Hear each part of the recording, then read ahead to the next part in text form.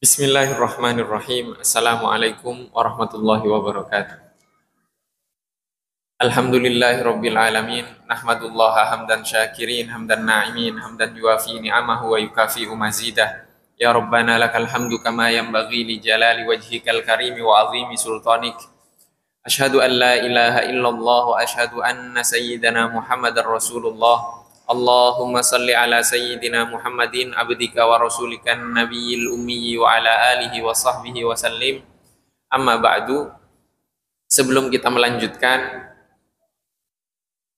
kajian kita tentang hikmah-hikmah dari Al-Imam Ibnu Athaillah As-Sakandari, mari kita sama-sama membaca Al-Fatihah. Kita khususkan untuk Al-Imam Ibnu Athaillah As-Sakandari, Al-Imam Abul Abbas Al-Mursi, Al-Imam Abul Hasan Asy-Syadzili, dan juga seluruh para guru kita, orang tua kita, dan juga kita memohon kepada Allah Subhanahu wa taala, semoga Allah Subhanahu wa taala menganugerahkan kepada kita pemahaman yang lurus, kemampuan untuk mengamalkan ilmu yang telah kita pelajari dan akan kita pelajari, dan semoga Allah Subhanahu wa taala semakin mendekatkan kita kepada Rasulullah sallallahu alaihi wasallam zahiran wa batina ala hadhihi niyyah wa bi kulli niyatin salihah wa ila hadratin nabiyil mustafa sallallahu alaihi wasallam. Al-Fatihah. A'udzu billahi minasyaitonir rajim. Bismillahirrahmanirrahim. Alhamdulillahi rabbil alamin. Arrahmanir rahim. Maliki yaumiddin. Iyyaka na'budu wa iyyaka nasta'in. Ihdinas siratal mustaqim. Siratal ladzina an'amta 'alaihim ghairil maghdubi 'alaihim waladdallin. Amin. Jamaah yang dirahmati oleh Allah Subhanahu wa taala, pada kajian yang lalu kita telah mengkaji tentang akhlak adab seorang murid, di mana akhlak tersebut terbagi menjadi beberapa bagian. Yang pertama, akhlak seorang murid kepada Allah Subhanahu wa taala, akhlak seorang murid kepada Rasulullah sallallahu alaihi wasallam, adab seorang murid kepada seorang guru, sang guru, dan juga akhlak seorang murid kepada sesama ikhwannya, sesama saudaranya. Di mana pada kajian yang lalu juga kita telah sampaikan bahwa tasawuf, pensucian jiwa, itu seluruhnya temanya adalah akhlak atau adab, di mana setiap waktu ada adabnya, di setiap kondisi juga ada akhlaknya dan adabnya, dan di setiap kedudukan juga ada akhlak dan adabnya. Maka para ulama mengatakan, barang siapa yang berpegang teguh kepada adab itu, hendaklah dia berpegang teguh baik secara lahir ataupun secara batin. Dan barang siapa yang akhlaknya buruk secara zahir, maka dia akan dihukum oleh Allah Subhanahu wa taala secara zahir juga. Dan barang siapa yang akhlaknya buruk secara batin, maka hukumannya, balasannya dari Allah juga secara batin. Sehingga kemudian manusia jika dibagi tentang akhlak mereka itu terbagi menjadi 3 golongan, yaitu ahlud dunya. Ahlud dunya, orang yang hidupnya urusannya dengan dunia. Maka kaitannya ini dengan apa? Orang-orang yang dia melihat sejarah, kemudian mempelajari ilmu-ilmu secara zahir, itu semuanya adalah ahli dunia.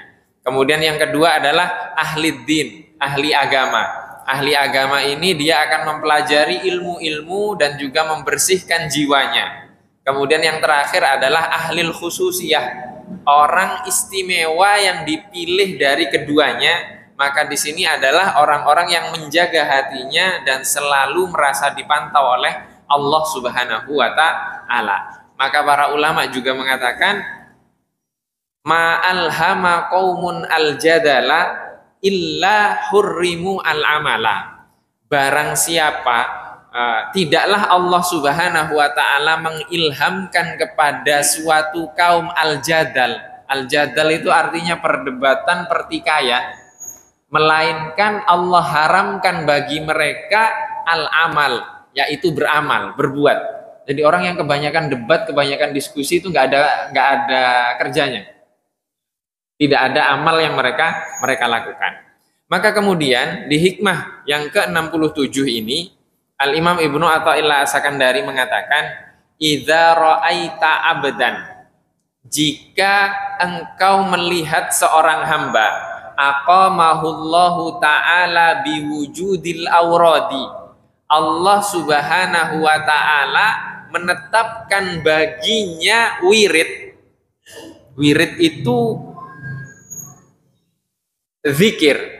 Wirid itu zikir. Zikir di sini tidak hanya bacaan subhanallah, tidak hanya itu, tapi semuanya. Bisa sholat, bisa tahajud, bisa zikir, bisa membaca Al-Quran, bisa sholat sunnah. Maka di sini dikatakan, jika engkau melihat seorang hamba, Allah tetapkan baginya, untuknya wirid. Wa adamahu 'alaiha ma'atulil imdadi, dan Allah anugerahkan pertolongan baginya untuk istiqomah melakukannya. Falatas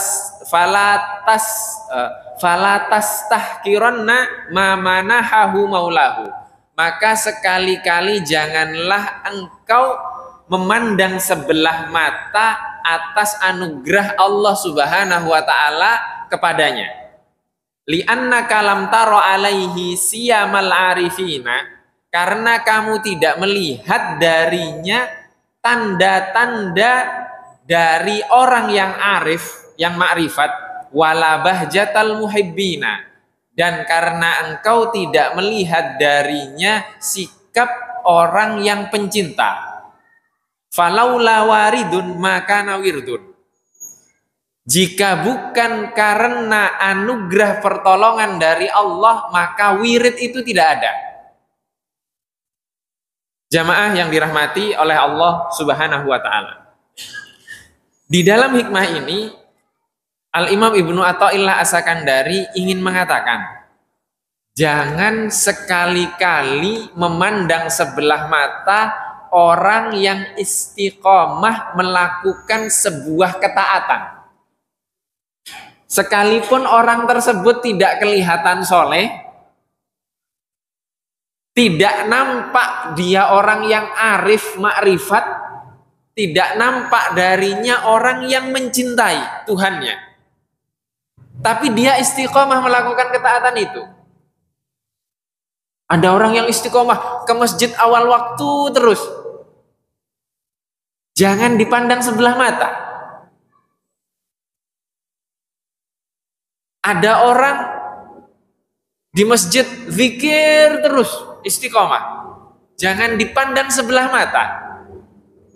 Ada orang di majelis ramai sholawatan terus, jangan dipandang sebelah mata, karena tidak mungkin mereka melakukan ketaatan-ketaatan tersebut tanpa ada pertolongan dari Allah Subhanahu wa taala. Mustahil itu.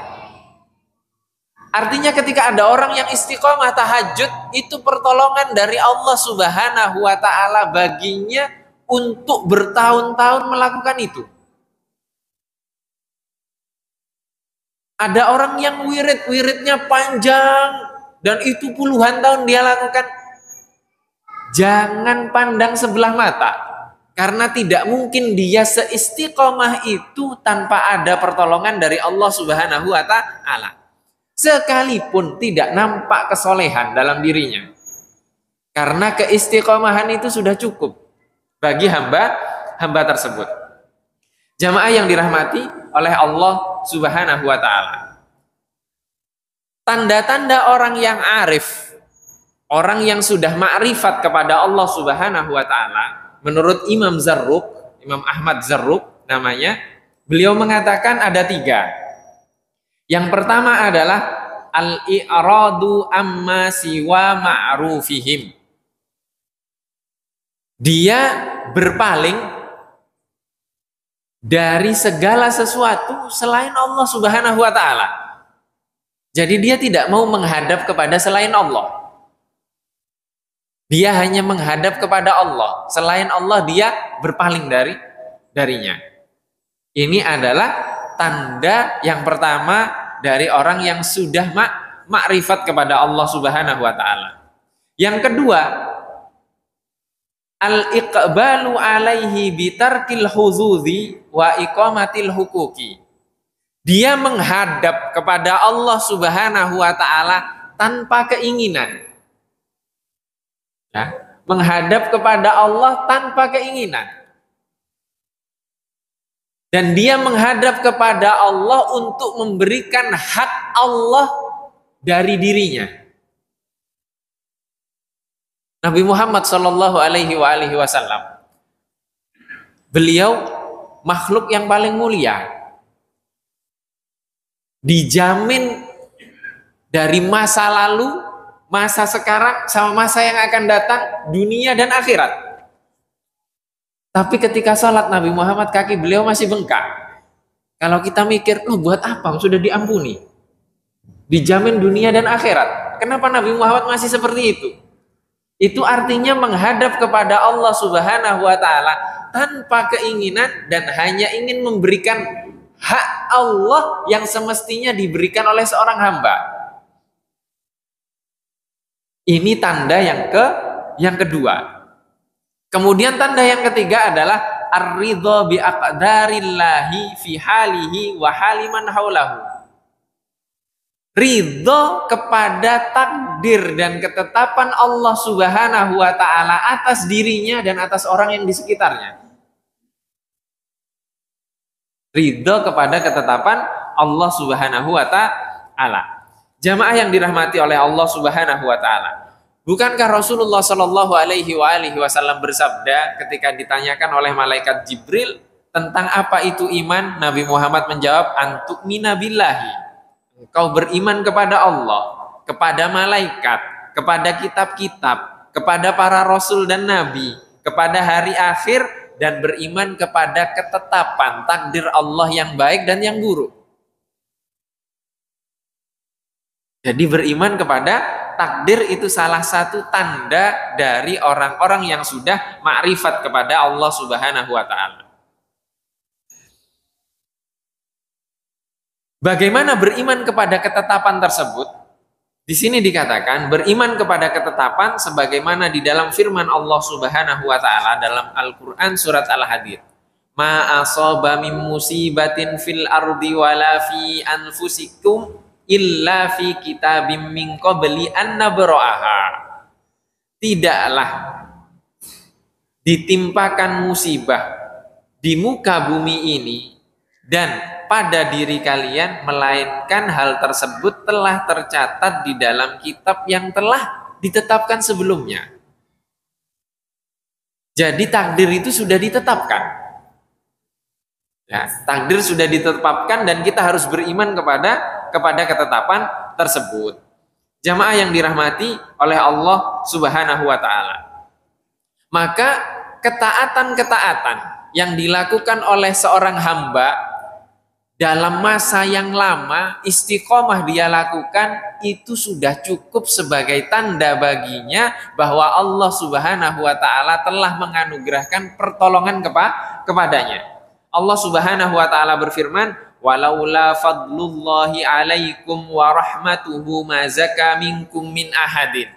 Jika bukan karena fadl, keutamaan, anugerah dari Allah Subhanahu wa taala kepada kalian, dan jika bukan karena rahmatnya, maka tidaklah seorang pun dari kalian suci atau disucikan oleh Allah Subhanahu wa taala. Jamaah yang dirahmati oleh Allah Subhanahu wa taala. Di ayat lain juga Allah Subhanahu wa taala berfirman, "Walaula fadlullahi 'alaikum wa rahmatuhu lattaba'tumus syaitana illa qalila." Dan jika bukan karena keutamaan, anugerah dari Allah Subhanahu wa taala dan rahmatnya, sungguh kalian akan mengikuti setan kecuali sebagian kecil saja. Jadi kita bisa sholat, itu anugerah dari Allah dan harus disyukuri. Kita bisa sholat 5 waktu bertahun-tahun, itu anugerah dari Allah Subhanahu wa Ta'ala. Kita bisa zikir, kita bisa puasa, kita bisa sedekah, kita bisa sholat malam.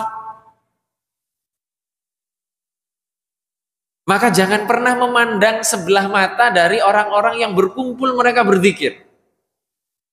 Setiap malam Jumat mereka baca Yasin.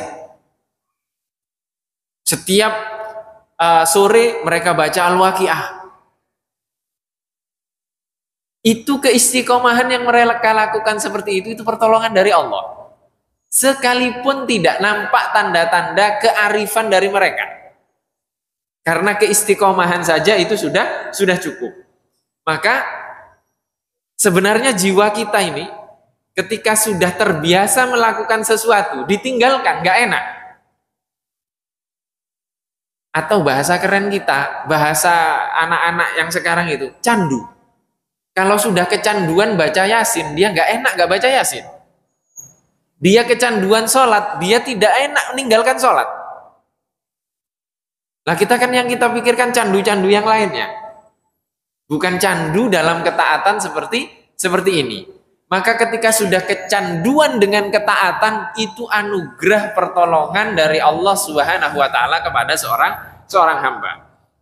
Jamaah yang dirahmati oleh Allah Subhanahu wa Ta'ala.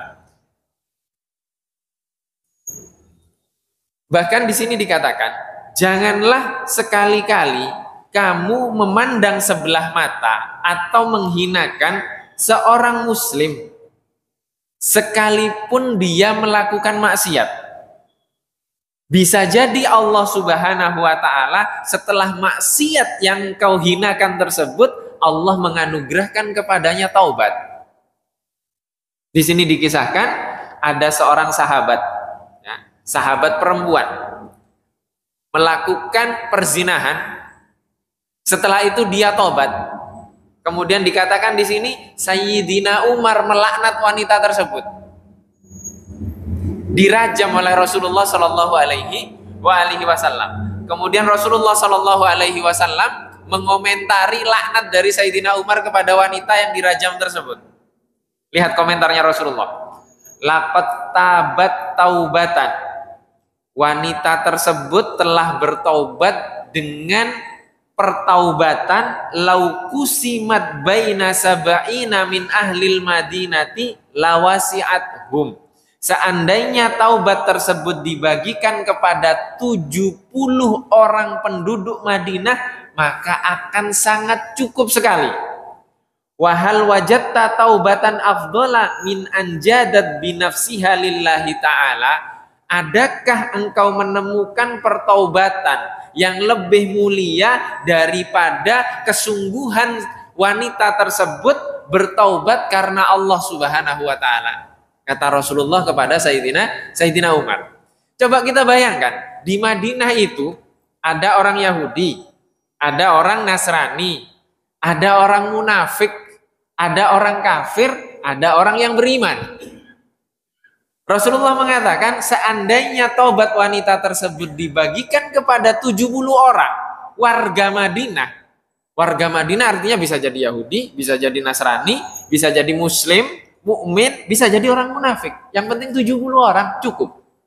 Taubat dari wanita tersebut. Maka kita sekarang, mungkin kita masing-masing dari kita pernah melakukan itu. Kita melihat teman kita, orang di sekitar kita, kok begitu sih? Kita hinakan dia. Ini Sayyidina Umar juga melakukan itu. Langsung ditegur oleh Rasulullah Shallallahu Alaihi Wasallam. Karena wanita tersebut sudah diterima taubatnya.